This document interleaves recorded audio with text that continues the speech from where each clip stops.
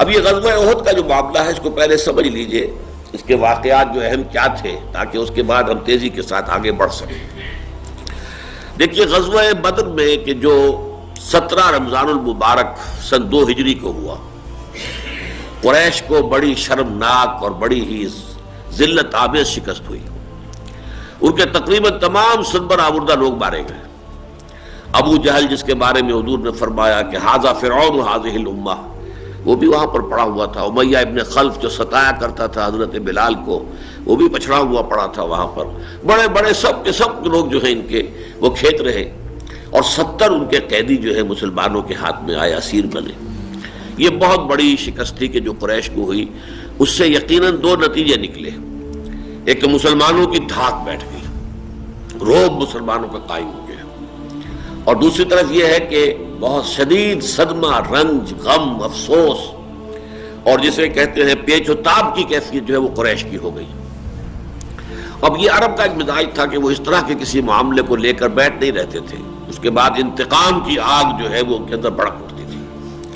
لہذا بدر کے بعد جو ہے انہوں نے انتقامی جنگ کی تیاری فوراً شروع کر دی۔ سب سے پہلی بات تو انہوں نے یہ کی کہ جو بھی مر گئے تھے، ان کے آدمی مارے گئے تھے، قتل ہو گئے تھے، ان پر نوحہ کہنا، ان پر رونا، ماتم کرنا منع کر دیا گیا کہ اس سے ہمارے حوصلے پست ہوں گے۔ کوئی شخص اپنے کسی مقتول کا کوئی نہ ماتم کرے نہ نوحہ پڑھے، حالانکہ یہ ان کی روایات میں سے تھا۔ خاص طور پر خواتین مرثیے پڑھا کرتی تھیں، بیان کرتی تھی، جیسے ہمارے دیہات میں ابھی جانگلیوں کے ہاں ہے، وہ بیان کرتی ہیں، بول رہی ہیں، کچھ پڑھ رہی ہیں اور بیان کر رہی ہیں، تو وہ بیان کرنا ان کا ایک باقاعدہ فن تھا۔ لیکن یہ کہ پابندی سخت لگا دی گئی، آرڈیننس، کہ کوئی کہیں سے کوئی آواز نہ آئے، تاکہ ہمارے اعصاب کے اندر جو ہے وہ کسی کمزوری کا اظہار نہ ہو، بلکہ ہماری عزم کا، ہماری ہمت کا، ہمارے جو ہے جذبہ انتقام کے اندر جو ہے وہ شدت، وہ اندر ہی اندر جو ہے یہ آگ کھولے۔ ایسا نہ ہو کہ اس مرثیہ خانی سے ہماری وہ جذبات جو ہے ٹھنڈے پڑ جائیں، اندر کی بھڑاس نکل جائے۔ ہمیں تو اندر ہی اندر نغمہ ہے بلبل شوریدہ تیرا خام ابھی، اپنے سینے میں اسے اور ذرا تھام ابھی، ان جذبات انتقام کو اپنے سینوں کے اندر پروان چڑھاؤ۔ مردوں نے طے کر لیا کہ ہم اپنی بیویوں کے قریب نہیں جائیں گے، بستروں پر نہیں سوئیں گے، چارپائیوں پر نہیں سوئیں گے، زمین پر سوئیں گے۔ عورتوں نے بناؤ سنگھار ترک کر دیا، جب تک کہ انتقام ہم نہ لے لیں اس وقت تک جو ہے ہم جو ہے کوئی بھی معاملہ اس طرح کا نہیں کریں گے۔ مزید یہ کہ وہ جو قافلہ تھا جو ابو سفیان کی سرکردگی میں آ رہا تھا شام سے، جو ایک ایکسائٹنگ کاز بنا تھا غزوہ بدر کا، اور وہ بہت بڑا قافلہ تھا، 1000 اونٹ اور اس پر 50,000 دینار کا مال تھا، اور وہ قافلہ صحیح و سالم پہنچ گیا تھا، اس لیے کہ ابو سفیان نے تو دوہری چال چلی تھی۔ ایک طرف SOS کال بھی بھیج دی تھی کہ مجھے خطرہ ہے وہ محمد کے آدمیوں سے کہ بدر سے اگر میں گزروں گا تو مجھ پر حملہ ہوگا، جیسا کہ ہو بھی رہا تھا بالفعل۔ حضور جو ہے مدینے سے اسی لیے نکلے بھی تھے صحابہ کو لے کر، لہذا مجھے مدد بھیجو۔ وہاں سے لشکر چل پڑا، لیکن دوسری چال اس نے یہ چلی کہ وہ وادی بدر میں داخل ہی نہیں ہوا، بلکہ اس نے ساحل سمندر کے ساتھ ساتھ نیچے کا نشیبی راستہ جو تھا وہ اختیار کر کے اور وہاں سے نکل گیا، اور بعد میں اس نے پیغام بھی بھیجا کہ میں تو بچ کے نکل آیا ہوں، لہذا اب جنگ کی ضرورت نہیں ہے، اور ہمارا جو مقصد تھا وہ حاصل ہو گیا ہے، لہذا اگر آپ چاہیں تو واپس لوٹ جائیں۔ بہرحال وہ ایک علیحدہ واقعہ ہے، وہ ہم پڑھیں گے جب سورہ بدر کا پورا معاملہ سورہ انفال میں سامنے آئے گا، اس لیے کہ اس کے بارے میں بہت سا قیل و قال ہے، بہت سی مختلف آراء لوگوں میں پھیلی ہوئی ہے۔ بہرحال اس پورے قافلے کے بارے میں انہوں نے یہ طے کیا، یہ گویا کہ انہوں نے ایک فنڈ کی شکل اس کو دے دی، جس کا مال ہے اس میں وہ سب کا سب کنٹریبیوٹ کر دے۔ یہ 1000 کے 1000 اونٹ اور 50,000 دینار کا یہ سارا مال سب نے وقف کر دیا کہ اب یہ آئندہ جنگ کی تیاری کے لیے یہ پورا کا پورا مال ہماری طرف سے وقف رہے گا۔ ڈونیشنز ہو گئی، ایک بہت زبردست فنڈ جو ہے وہ اسی کے ذریعے سے انہوں نے قائم کر دیا۔ چنانچہ اس کا ذکر جو ہے وہ سورہ غزوہ بدر کے بعد چونکہ یہ واقعات ہو رہے تھے تو یہ سورہ انفال میں آیت آئی ہے، آیت نمبر 36 ہے، ان الذین کفروا ينفقون اموالهم لیصدوا عن سبیل اللہ۔ یہ کافر لوگ جو ہے مال خرچ کر رہے ہیں اپنا تاکہ لوگوں کو اللہ کے راستے سے روک سکیں۔ فسينفقونها، تو ٹھیک ہے یہ خرچ کر لیں گے اپنا مال، ثم تکون علیہم حسرۃ ثم یغلبون، پھر یہ تم جو بھی انفاق کر رہے ہیں، خرچ کر رہے ہیں، یہ ان کے لیے ایک حسرت کی نشانی بن جائے گا، اس لیے کہ حاصل کچھ نہیں ہوگا۔ گویا کہ پیشن گوئی ہو گئی تھی کہ دوبارہ بھی جب یہ حملہ کر کے جائیں گے تو شکست کھا کر آئیں گے، ثم یغلبون، پھر یہ مغلوب ہو جائیں گے۔ اب اس کو ذرا نوٹ کر لیجئے کہ جو فوج لے کر وہ چلے ہیں، اور اب اس کا جو سرکردہ لیڈر ہے وہ ابو سفیان ہے۔ ابو سفیان ہی گویا کہ ان کے ہاں قریش میں اب سب سے اونچے گھرانے کا، ابو سفیان بن حرب بن امیہ، بن امیہ بڑا قبیلہ تھا، اس میں کوئی شک نہیں ہے، لہذا اس کا چونکہ سربراہ ابو سفیان، لہذا ابو سفیان کو سپہ سالار کی حیثیت حاصل ہے۔ باقی بڑے بڑے لوگ جو ساتھ تھے اس میں خالد بن ولید بن مغیرہ بہت بڑا سردار تھا، ان کے بیٹے خالد ہیں جو ایمان لے آئے بعد میں، ابو سفیان بھی بعد میں ایمان لے آئے۔ پھر ابو جہل کا بیٹا اکرمہ، وہ بھی گویا کہ ایک نسل تو ان کی ختم ہو گئی تھی، تو یہ دوسری نسل جو تھی اب اس کے ہاتھ میں قیادت آئی تھی، تو ان میں سب بڑے بڑے لوگوں کے جو بیٹے تھے انہوں نے گویا کہ اس کے انتظام و انصرام سنبھال لیا، اور سرکردگی جو ہے وہ ابو سفیان کو۔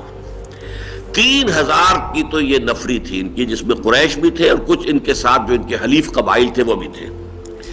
ساتھ ہی 3000 اونٹ تھے۔ یہ اونٹوں کی تعداد جو ہے یہ اس اعتبار سے بڑی اہم ہوتی ہے کہ یہ بار برداری کے کام بھی آتے ہیں، سواری کے کام بھی آتے ہیں، اور یہی ان کا راشن بھی ہے، اسی کا گوشت جب ضرورت ہوتی ہے ذبح کرتے ہیں اور کھاتے ہیں۔ 200 گھوڑوں کا ایک جو ہے یہ سمجھیے رسالہ موجود تھا، کیولری 200 گھوڑوں کی، اور اس کیولری کے انچارج تھے خالد ابن ولید۔ 15 خواتین کا بھی ایک طائفہ ساتھ تھا، اور یہ معزز گھرانے کی خواتین تھی، کوئی جھوکریاں اور کوئی کنیزیں وغیرہ نہیں تھی۔ یہ اس لیے کہ وہاں پر وہ لوگوں کو غیرت دلائیں اور لوگوں کو پامردی پر اکسائیں کہ بھاگنے نہ پائیں، جب جم کر لڑیں تو وہ وہاں پر رج پڑتی رہیں گی، اور وہ اپنے لوگوں کا جو ہے وہ جب دیکھیں گے کہ ہماری عورتیں بھی یہاں ہیں، خدا نہ خواستہ ہم نے قدم پیچھے ہٹا دیے تو پھر ہماری عورتوں کی بے حرمتی ہو جائے گی، وہ کنیزیں بن جائیں گی۔ تو گویا کہ اس طریقے سے ہر اعتبار سے انہوں نے اپنے لشکر کی پوری تیاری کر لی۔ ادھر حضور کا نظام جو تھا انٹیلیجنس کا وہ بھی بہت مضبوط تھا، اور خاص طور پر ایک صاحب تو ایسے موجود تھے مکے کے اندر جو درپردہ ایمان لا چکے تھے، لیکن ابھی انہوں نے اپنا ایمان ظاہر نہیں کیا تھا۔ وہ تھے حضرت عباس، حضور کے چچا۔ یہ بالکل اسی طرح سمجھیے جیسے حضرت موسیٰ پر ایک شخص ایمان لے آیا تھا آل فرعون میں سے، یکتم ایمانہ، وہ اپنے ایمان کو اس نے چھپائے رکھا تھا جب تک کہ فرعون نے اپنے دربار میں یہ تجویز پیش نہ کی کہ اب موسیٰ کو قتل کر دینا چاہیے، تب وہ کھڑے ہوئے۔ رجل من آل فرعون یکتم ایمانہ، مومن من آل فرعون یکتم ایمانہ۔ ان کی تقریر قرآن مجید میں میں نے بارہا کہا ہے کہ کسی نبی کی بھی کوئی تقریر اتنی مفصل جو ہے وہ قرآن مجید میں نقل نہیں ہوئی ہے جتنی کہ اس مومن آل فرعون کی۔ یہی کردار اصل میں حضرت عباس کا بھی ہے، لہذا حضرت عباس رضی اللہ تعالی عنہ ایمان لا چکے تھے، لیکن ابھی وہ اپنی قوم کے ساتھ رہ رہے تھے، اور ہو سکتا ہے کہ حضور کو درپردہ اس کا علم بھی ہو، اس لیے کہ غزوہ بدر میں تو وہ کفار کے ساتھ آئے بھی تھے اور اسیر بھی ہوئے تھے، اور ان کو کراہتے ہوئے سن کر حضور کو تکلیف پہنچی تھی، تو حضور نے کہا تھا کہ سب کے بند ڈھیلے کر دو۔ ظاہر بات ہے کہ ان کو اسیروں کو کسا ہوا ہوتا تھا رسیوں کے اندر، تو وہ جو ہاتھ پاؤں باندھے ہوئے کسے ہوئے ہیں، ہل نہیں سکتا کوئی آدمی، تو اسے تکلیف ہو رہی تھی۔ تو حضرت عباس کے کراہنے کی آواز حضور نے سنی، تو حضور نے فرمایا کہ بھائی بند ڈھیلے کر دو سب کے، ان کو اس طرح زیادہ کس کے نہ رکھو۔ تو یہ بھی معلوم ہوتا ہے کہ شاید حضور کے علم میں تھا کہ عباس جو ہے وہ ایمان لا چکے، واللہ عالم، اس کی صراحت کہیں پر مجھے نہیں ملی ہے۔ انہوں نے حضور کو اطلاع کر دی ساری، حضور کے پاس اطلاع ملی، حضور نے پھر اپنی طرف سے بھی لوگوں کو بھیج دیا کہ وہ دیکھیں کہاں کہاں لشکر پہنچ رہا ہے، کیا صورت ہے، پوری تفصیل آ جائے۔ اور دوسری طرف آپ نے مدینے میں ایک مجلس مشاورت منعقد کی، اس میں خود اپنا ایک خواب بھی آپ نے دکھایا، بتایا کہ میں نے خواب دیکھا ہے کہ کچھ گائیں ذبح ہو رہی ہیں، اور میری تلوار کا جو سرا ہے اس پر کچھ شکستگی کے آثار ہے، کچھ مڑ گئی ہے، یا کچھ وہاں سے اس کی دھار جو ہے وہ خراب ہو گئی ہے۔ اور تیسرا یہ کہ میں نے اپنا ہاتھ جو ہے بڑی مضبوط زرہ کے اندر ڈالا ہے۔ اس خواب کی حضور نے بھی تعبیر یہ کی، اس سے محسوس ہوتا ہے کہ اللہ تعالیٰ کا منشا یہ ہے کہ ہم مدینے میں محصور ہو کر مقابلہ کریں۔ زرہ آپ نے فرمایا کہ میں جو زرہ میں ہاتھ ڈالتا ہوا دیکھا میں نے اپنے آپ کو، تو وہ مضبوط زرہ غالباً مدینہ منورہ یہ شہر ہے، اس میں محصور ہو کر ہم دفاع کریں۔ عجیب یہ اتفاق ہے، اب اسے سوء اتفاق کہیں یا حسن اتفاق کہیں، کہ یہی رائے عبداللہ ابن ابی کی بھی تھی جو رئیس المنافقین تھا۔ تو اب یہ ایک اہم مثال ہے اس بات کی کہ ہو سکتا ہے کہ رائے ایک ہی ہو لیکن نیتیں بالکل مخالف اور متضاد ہوں. وہ اپنی بزدلی کی وجہ سے رائے دے رہا ہو اور حضور جو ہے وہ حکمت کے تحت رائے دے رہے ہیں. اس اعتبار سے جہاں تک نیت کا تعلق ہے، جو منشا ہے کسی بات کا، کہاں سے وہ بات ابھر کر آ رہی ہے نیت سے، تو اس میں زمین و آسمان کا فرق ہونے کے باوجود رائے میں مشابہت ہو سکتی ہے. لیکن مسلمانوں نے جو پرجوش صحابہ اس میں تھے، اور خاص طور پر وہ لوگ جو بدر میں جانے سے رہ گئے تھے، اس لیے کہ بدر میں جب مدینے سے روانگی ہوئی تھی تو اعلان جنگ تھا ہی نہیں، وہ تو یہ تھا کہ قافلے کا پیچھا کرنا ہے. لہذا جو آیا، اور کوئی انہوں نے ہتھیاروں کا بھی اہتمام نہیں کیا تھا، کچھ نہیں کیا تھا. قافلے کے ساتھ کتنے آدمی ہوتے ہیں؟ 30 ہوں گے، 50 ہوں گے. اب ان کے لیے کیا لمبا چوڑا اہتمام کریں؟ تو بہت سے لوگ جنگ میں گئے ہی نہیں تھے. اس لیے انہیں یہ حسرت تھی کہ ہم یہ بدر کی سعادت سے محفوظ جو محروم رہ گئے، تو ہمیں تو موقع ملا ہے کہ اب ہم داد شجاعت بھی دکھائیں گے، اللہ کی راہ میں اپنی جانیں قربان کریں گے اور جام شہادت نوش کریں گے. شہادت ہے مطلوب و مقصود مومن، نہ مال غنیمت نہ کشور کشائی. تو ان حضرات کا، خاص پر حضرت حمزہ تو خیر میدان بدر میں بھی اپنے جو ہے جوہر دکھا چکے تھے بہادری کے، لیکن یہ کہ انہوں کی رائے بھی یہ تھی کہ ہمیں کھل کر جا کر مقابلہ کرنا چاہیے. حضور نے اپنی رائے کو پیچھے رکھ کر اپنے ان صحابہ، اپنے ساتھیوں کی رائے کو مقدم کر کے فیصلہ کر دیا، ٹھیک ہے اب جائیں گے، کھلے میدان میں جا کر جنگ کریں گے. تو یہ ایک بہت بڑی مثال ہے. اقامت دین کے لیے جد و جہد کرنے والی کوئی جماعت، اس کا امیر، چاہے اسے ویٹو حاصل ہو، اختیار حاصل ہو، لوگوں نے سم و طاعت فی المعروف کی بیعت بھی کر رکھی ہو کہ جو آپ کہیں گے ہم مانیں گے، چاہے وہ فی المنشط والمکر ہے، چاہے ہماری طبیعتیں آمادہ ہوں اور چاہے ہمیں اپنی طبیعتوں پر جبر کرنا پڑے، لیکن جو آپ کہیں گے ہم مانیں گے. اس کے باوجود بسا اوقات حکمت کا تقاضا یہ ہوتا ہے کہ وہ امیر اپنی رائے پر اپنے ساتھیوں کی رائے کو مقدم کر دے. اس میں دلجوئی ہے، ساتھیوں کی حوصلہ افزائی ہے، ساتھیوں کا کانفیڈنس بلڈ اپ ہوتا ہے. ہمیں انہی چیزوں سے اصل میں رہنمائی حاصل کرنی ہوتی ہے کہ امیر کا کردار کیا ہے. یہ نہیں کہ میرا اختیار ہے، بس میں جو چاہوں گا طے کروں گا. ٹھیک ہے اختیار ہے، ہمارے ہاتھ بندھے ہوئے ہیں، ہم آپ سے بیعت کر چکے ہیں، لیکن پھر بھی بہرحال ہمارے جذبات ہیں، ہمارے خیالات ہیں، آپ ان کو سن لیجئے. تو حضور نے ان کی باتیں سنی اور اسی کے مطابق فیصلہ کر دیا. لیکن پھر آپ اپنے گھر میں داخل ہوئے، حجرے میں، اور حضرت ابو بکر، حضرت عمر دونوں بھی آپ کے ساتھ داخل ہوئے. وہاں آپ کو پھر ہتھیار پہنائے گئے اور زرہ دوہری پہنی حضور نے. زرہ پہن کر دوہری، اور پھر جو آپ تلوار نکال کر باہر آئے ہیں تو کچھ لوگوں کو تشویش ہوئی کہ یہ معاملہ کچھ گڑبڑ ہے. چنانچہ حضرت سعد بن معاذ رئیس اوس اور حسین بن حضیر رضی اللہ تعالی عنہما، ان دونوں نے کہا لوگوں سے کہ دیکھو کہیں تم نے اپنی رائے جو ہے وہ مسلط کی ہے محمد صلی اللہ علیہ وسلم کی رائے پر، ان کو مجبور کیا ہے کہ تمہاری رائے کے مطابق فیصلہ کریں، اور یہ صورت جو نظر آ رہی ہے یہ بڑی غیر معمولی ہے، تو اب تم کہو کہ ہم اپنا فیصلہ، ہم اپنی رائے واپس لیتے ہیں. لوگوں نے کہا، لیکن حضور نے کہا کہ نہیں، جب نبی ایک مرتبہ ہتھیار باندھ لے تو جب تک پھر مقابلہ نہ ہو چکے یہ ہتھیار اترے گا نہیں. تو اس طریقے سے گویا کہ اس میں بھی ہمارے لیے ایک نشانی ہے، اور یہ اسی سورہ مبارکہ میں وہ آیت آ جائے گی آگے چل کر، فَبِمَا رَحْمَةٍ مِّنَ اللَّهِ لِنتَ لَهُمْ وَلَوْ كُنْتَ فَظًّا غَلِيظَ الْقَلْبِ لَانفَضُّوا مِنْ حَوْلِكَ فَاعْفُ عَنْهُمْ وَاسْتَغْفِرْ لَهُمْ وَشَاوِرْهُمْ فِي الْأَمْرِ فَإِذَا عَزَمْتَ فَتَوَكَّلْ عَلَى اللَّهِ. آپ مشورہ ضرور کیا کیجئے ان سے معاملات میں، لیکن جب آپ طے کر لیں تو پھر اللہ پر توکل کیجئے. پھر یہ نہیں کہ اب ایک فیصلہ کیا تھا اب اس سے ہم واپس لے رہے ہیں، نہیں، بلکہ یہ کہ پھر اس کے بعد توکل ہونا چاہیے، اور توکل اللہ تعالیٰ پر. سارے معاملات کا آخری سرا تو اللہ ہی کے ہاتھ میں ہے. بہرحال یہ صورت ہوئی، آپ نکلے ہیں مدینے سے، رات آپ نے گزاری ہے راستے میں، پھر میدان بدر میں پہنچے ہیں، اور یہ کہ اس میں سے ایک بہت اہم واقعہ یہ ہو گیا کہ آپ کے ساتھ جو گئے تھے 1000 افراد مدینے سے نکلے تھے. جب صبح کے وقت جو ہے صف بندی ہوئی ہے، اور یوں سمجھیے کہ ادھر سے وہ کفار کا لشکر ہے، ادھر سے مسلمانوں کا، اور ایک دوسرے کو دیکھ رہے ہیں، تو عبداللہ ابن ابی 300 اپنے ساتھی منافقین کو لے کر علیحدہ ہو گیا کہ اب ہم تو جنگ نہیں کریں گے، اس لیے کہ ہماری بات تو مانی نہیں گئی. یہ واقعہ اہم ترین واقعہ ہے. 1000 میں سے 3000 کے مقابلے میں 1000 تو پہلے ہی تھے، 1:3 کی ریشو تو تھی، اب 300 اور کم ہو گئے تو 1:4 کی ریشو ہو گئی.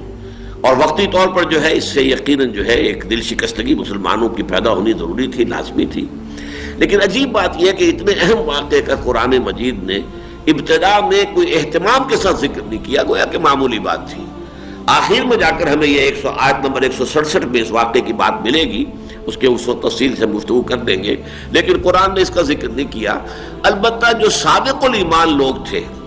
ان کے بھی دو خاندان والے جو ہے پھر ذرا ڈگمگا گئے، ان کے قدموں میں تزلزل پیدا ہو گیا۔ یہ اوس میں سے تھے بنو حارثہ اور خزرج میں سے بنو سلمہ۔ ان دونوں نے بھی ذرا ارادہ کیا کہ ہم واپس ہو جائیں، لیکن یہ ہے کہ پھر جب لوگوں نے سمجھایا اور ان کو بھی جذبات ایمانی ان کے لوٹ آئے، پھر وہ رک گئے۔ ان کا ذکر قرآن مجید نے بڑے ہی ایک شان کے ساتھ کیا ہے، حالانکہ وہ چھوٹے چھوٹے دو گروپ تھے، جبکہ ایک بہت بڑا گروپ 300 آدمیوں کا ساتھ چھوڑ کر چلا گیا، تہائی نفری چلی گئی۔ قرآن نے اس کا کوئی خاص ذکر نہیں کیا، بلکہ وہ ضمنی طور پر ذکر آئے گا، اور وہ بھی بعد میں آئے گا، شروع میں نہیں۔ جنگ کا جو نقشہ حضور نے طے کیا وہ بڑا عجیب ہے۔ جا کے قریش نے جو آ کے لشکر اپنا اتارا تھا، وہ ایسے کہ احد ان کے پیچھے کافی فاصلہ چھوڑ کر اور مدینہ ان کے سامنے، مدینہ کے شمال میں پہنچ کر وہاں یہ اتر گئے۔ حضور کے پیش نظر یہ تھا کہ یہ قریش کے پیچھے جا کر اپنا جو ہے کیمپ لگائیں تاکہ پہاڑ پشت پر آ جائے، لیکن ظاہر بات ہے کہ گزر کر جانا پڑتا تھا۔ یہ قریش کا لشکر جو ہے درمیان میں پڑا ہوا، وہ حائل ہے، احد کے اور مدینہ کے درمیان جو حائل ہے وہ قریش کا لشکر ہے۔ تو حضور نے پھر لوگوں سے پوچھا کہ کوئی شخص جو راستے ایسے جانتا ہو کہ ہمیں کسی اور چور راستے سے لے جائے اور وہ پیچھے ہم پہنچ جائیں ان کی پشت پر۔ تو کچھ حضرات نے کہا ہمیں معلوم ہے پہاڑوں کے اندر راستے ایسے ہوتے ہیں درے، کہ وہ پھر 2 حضرات جو تھے وہ لے کر گئے ہیں، اور قریش کو پتہ نہیں چلا، اور لشکر جو ہے کنی ان سے کتراتا ہوا پیچھے چلا گیا۔ اب یوں سمجھیے کہ شمال مدینہ یہ ہے، اور مدینہ کے شمال میں یہ سارا معاملہ ہے۔ شمال میں احد ہے، اور وہاں اس کے فوراً بعد حضور اور صحابہ کرام کا لشکر ہے، پھر قریش کا لشکر ہے، پھر مدینہ ہے۔ تو اس طریقے سے گویا کہ قریش کا لشکر جو ہے حضور کے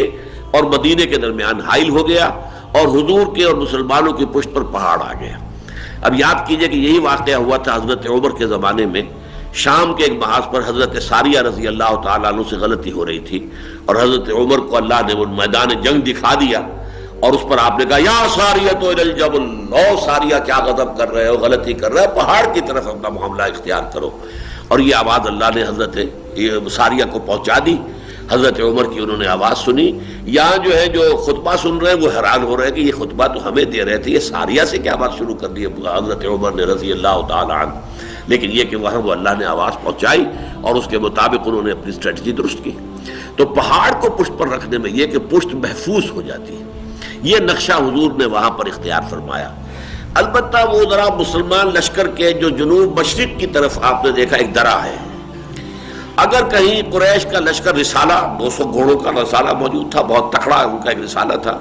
اگر کہیں وہ پہاڑ کا چکر کاٹ کر اور اس درے سے حملہ آور ہو جاتا تو گویا کہ پھر اب 2 چکی کے 2 پارٹوں کے درمیان مسلمانوں کا لشکر آ جاتا۔ لہذا اس کو آپ نے تاڑ کر، اور وہاں قریب میں ایک ٹیلا تھا، وہ اب جمل الرمات کہلاتا، رما کہتے ہیں تیر چلانے کو، رما یرمی، تو اس سے رمات جو وہ لوگ کہ جو وہاں پر تیر انداز 50 آپ نے مقرر کر دی اس ٹیلے کے اوپر، کہ اس درے میں سے کسی کو گزرنے نہ دینا، تم اس کے اوپر متعین رہو گے۔ اور اس پر حضرت جبیر رضی اللہ تعالی عنہ جو ہے ان کو آپ نے، حضرت عبداللہ ابن جبیر ابن نعمان انصاری دوسی بدری رضی اللہ تعالی عنہ، ان کو مقرر کیا 50 تیر انداز کہ تم یہاں رہنا۔ اور یہاں تک آپ نے فرمایا کہ اگر تم یہ دیکھو کہ ہم سب کے سب ہلاک ہو گئے اور ہمارا گوشت پرندے نوچ نوچ کر کھا رہے ہیں، تب بھی تم نے یہاں سے نہیں ہٹنا، تم یہیں رہنا۔ تو اس کی تاکید کر کے حضور نے ان کو وہاں پر جو فائز کر دیا۔ اب اس شکل میں اب آخری جو کوشش کی قریش نے، ایک کوشش تو بہت بڑی ہو گئی تھی، ظاہر بات ہے اندر خانے کوئی نہ کوئی ان کا سلسلہ جنبانی ہوگا، عبداللہ ابن ابی کے ساتھ جو 300 آدمی لے کر وہ علیحدہ چلا گیا۔ لیکن 2 کوششیں اور کی۔ ابو سفیان نے خفیہ پیغام پہنچایا انصار کو کہ دیکھو ہمارا معاملہ اور ہمارا چچا زاد بھائی ہے محمد صلی اللہ علیہ وسلم، مطلب قرشی تھے حضور، تو ہمارا قریش کا یہ گویا کہ ہمارا اندرونی معاملہ ہے، خاندانی معاملہ ہے، تو ہمارے اور ہمارے چچیرے بھائی کے درمیان سے تم ہٹ جاؤ، خامخواہ تم کیوں بیچ میں آتے ہو، ہمیں آپس میں نبٹ لینے دو، ہمارا تم سے کوئی سروکار نہیں، کوئی جھگڑا نہیں، ہمیں ان کو ختم کر کے ہم چلے جائیں گے، ہم مدینے کے اوپر کوئی حملہ نہیں کریں گے، مدینے والوں سے کوئی تعرض نہیں کریں گے۔ لیکن وہاں سے کوڑا جواب آیا کہ ہم محمد کا ساتھ نہیں چھوڑ سکتے صلی اللہ علیہ وسلم۔ دوسرا قدم یہ اٹھایا کہ اوس کا ایک سردار ہوتا تھا ابو عامر،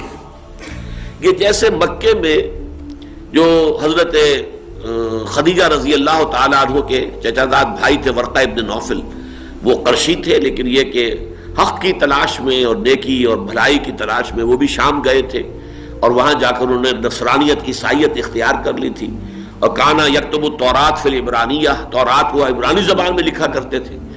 لیکن وہ تو ایسا نیک آدمی تھا کہ اس نے حضور کی بات سن کر فوراً پہچان لیا کہ یہ وہی ناموس ہے، وہی فرشتہ ہے کہ جو پہلے موسیٰ پر اور عیسیٰ پر آ چکا ہے، وہی آپ پر آیا ہے محمد، اور کاش صلی اللہ علیہ وسلم میں اس وقت تک زندہ رہوں جبکہ آپ کی قوم آپ کو مکے سے نکال دے گی۔ تو حضور بڑے حیران ہوئے تھے، اب مخرجیہم، کیا وہ مجھے نکال دیں گے یہاں سے؟ ان کا ہاں یہی ہوا، جس کے ساتھ بھی یہ پیغام جو بھی لے کر آیا ہے اس کی قوم اس کی دشمن ضرور ہوئی ہے۔ تو ایک تو ورقہ ابن نوفل تھے، اسی طرح کی ایک شخصیت جو تھی وہ مدینے میں اوس کے سرداروں میں سے یہ شخص تھا ابو عامر، یہ بھی گیا شام اور یہ بھی عیسائی ہو گیا، پھر رہبانیت عیسائیوں میں جیسے راہب ہوتے ہیں وہ رہبانیت اس نے اختیار کی، لیکن جیسے کہ خزرج کا جو سردار تھا عبداللہ ابن ابی، حضور کی مدینے آمد پر جیسے وہ دشمن نمبر 1 بن گیا، اسی طرح یہ بھی دشمن نمبر 2 بن گیا ابو عامر۔ عبداللہ ابن ابی نے تو طے یہ کیا کہ مدینے میں رہے گا، دیکھے گا تیل، دیکھو تیل کی دھار دیکھو، کوئی حالات کے اکھیڑ پچھاڑ کے اندر ہو سکتا ہے کوئی وقت ایسا آئے کہ میں پھر یہاں سے محمد کو نکلنے پر مجبور کر دوں اور میری بادشاہی کا خواب جو کہ چکنا چور ہو گیا ہے دوبارہ اپنی جگہ پر قائم ہو جائے۔ اس نے تو یہ طے کیا، لیکن یہ مدینہ چھوڑ کے نکل گیا اور یہ پھر سازشیں کرتا پھرا ہے، قریش کو بھی اس نے کہہ کر ابھارا ہے، لایا ہے، اور اس نے کہا تھا دیکھو میں تمہارے ساتھ چلوں گا، اور جب میں کھڑا ہو کر وہاں تقریر کروں گا تو اوس کے سارے لوگ جو ہے ٹوٹ کر ہمارے ساتھ آ جائیں گے، اس لیے کہ اوس میری بڑی عزت کرتے ہیں، میرا بڑا مقام ان کے ہاں ہے، مجھے وہ بہت اونچا آدمی سمجھتے ہیں، روحانی شخصیت سمجھتے ہیں۔ چنانچہ اب وہ سامنے آیا، اس نے تقریر کی، لیکن یہ کہ اس کی تقریر پر بھی تمام جو اوس کے لوگ حضور کے ساتھ تھے صحابہ کرام میں سب نے کہا کہ لعنت ہو تجھ پر اور اللہ تیری آنکھ کو ٹھنڈا نہ کرے۔ تو اس نے کہا ہو معلوم ہوتا ہے کہ میری غیر موجودگی میں مدینے میں کوئی بہت بڑا شر پھیل گیا ہے۔ بہرحال اس کی یہ کوشش بھی قطعاً ناکام ہوئی۔ ایک اور خاص واقعہ وہ آیات کے پڑھنے سے پہلے آپ کو میں بتا دوں کہ بنی عبد الدار تھا ایک گھرانہ قریش کا، ان کو یہ اعزاز حاصل تھا کہ قریش کا علم ان کے ہاتھ میں ہوتا تھا۔ بدر میں بھی ان کا جو علم بردار تھا اس سے کچھ کوتاہی ہوئی تھی، تو ابو سفیان نے یہاں ذرا ان کی غیرت کو للکارنے کے لیے کہا کہ دیکھنا یہ تم جھنڈے کے ساتھ ہی فوج کی جو عظیمت ہوتی ہے، ہمت ہوتی ہے، حوصلہ ہوتا ہے، وہ جھنڈے کے ساتھ وابستہ ہوتا ہے۔ جھنڈا کہیں گر جائے تو سمجھا جاتا کہ اب ہمیں شکست ہو گئی۔ تو تمہارے سے یہ معاملہ جو ہے وہ بدر کے اندر بھی ہو گیا تھا، اب یہاں اگر ایسا کرنا ہے تو پہلے ہی جھنڈا ہمیں دے دو، ہم کسی اور کے حوالے کر دیں۔ اس سے ان کا خون جوش میں آ گیا اور انہوں نے ذرا سخت انداز میں بھی ابو سفیان سے جواب دیا، گالیاں بھی دیں کہ تم سمجھتے ہو کہ ہم جھنڈے کا حق ادا نہیں کریں گے، ہم اس کا حق ادا کریں گے اور تم دیکھ لو گے کہ ہم کیسے حق ادا کرتے ہیں۔ چنانچہ ان میں سے جب مبارزت کے لیے بھی وہی طلحہ ابن ابی طلحہ یہ جو ہے جو ان کا سردار تھا بنو عبد الدار کا، وہ میدان میں نکلا اونٹ پر سوار ہو کر اور اس نے مبارزت طلب کی۔ وہ تھا بہت ڈیل ڈول والا اور بہت تکڑا آدمی، چنانچہ مسلمان بھی اسے کہا کرتے تھے کبش القتیبہ، یہ لشکر کا میڈا ہے، میڈا کے طریقے سے جو ہے وہ اس کی حیثیت تھی۔ لیکن یہ کہ وہ جب آیا اور للکارتا رہا تو کچھ مسلمان تو طرح دے رہے تھے، کچھ نہیں سن رہے تھے اس کی بات کو، گھبرا رہے تھے۔ حضرت زبیر رضی اللہ تعالی، زبیر بن العوام رضی اللہ تعالی عنہ نکلے ہیں اور وہ اونٹ پر سوار تھا، جست لگا کر سیدھے اونٹ کے اوپر پہنچے اور اس کو اپنی گرفت میں لے کر نیچے کود گئے اور پھر اسے ذبح کر دیا اپنی تلوار سے۔ اور یہ پہلی بہت بڑی فتح تھی جو اللہ تعالیٰ نے مسلمانوں کو عطا کر دی۔ حضور نے بھی نعرہ تکبیر جو ہے بلند کیا، تمام صحابہ نے نعرہ لگایا۔ لیکن یہ بات اور بتا دوں کہ پھر اس گھرانے کے لوگوں نے ایک ایک کر کے ان کے 9 آدمی مارے گئے، انہوں نے جھنڈا نیچے نہیں گرنے دیا جب تک کہ ان کا ایک شخص بھی موجود رہا۔ 9 کے 9 آدمی ان کے جو ہے جھنڈے پر قربان ہو گئے۔ جب 9واں آدمی آخری ان کا جو آدمی تھا وہ بھی ختم ہوا تب وہ جھنڈا ان کا گرا ہے۔ تو عربوں کے اندر ایک جو ہے ایک بہادری اور ایک اپنی زبان پر پورا اترنا اور اپنی آن کا لحاظ رکھنا یہ بہت اہم بات تھی۔ بس اسی پر اکتفا کیجئے، اس لیے کہ اس کے بعد جو دوسرا واقعہ ہے کہ جو بھی گڑبڑ ہوئی جس کی وجہ سے مسلمانوں کی شکست ہوئی وہ آگے چل کر ہم پڑھیں گے۔